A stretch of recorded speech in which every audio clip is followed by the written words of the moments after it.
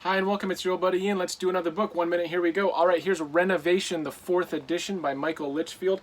If you're doing a renovation, this is the book you want to have. There might be a new edition, I'm not quite sure. Mine is nice and dusty and dirty from doing renovations. This book is full of pictures, full of drawings, full of detail about every single thing that's going on inside your house and behind the walls and what the heck is going on.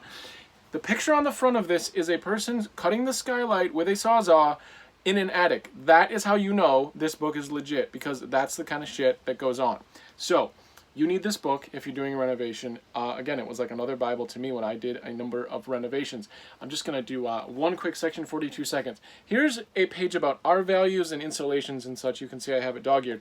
These are the couple pages by which I decided to put rigid foam, foil-faced on both sides, on top of the studs after bad insulation inside my walls. I just decided that was a great idea.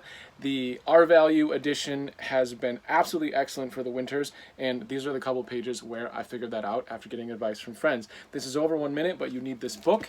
Renovation, 4th edition, Michael Litchfield, if you're doing a renovation, which you probably are if you're watching this video. Have a great day.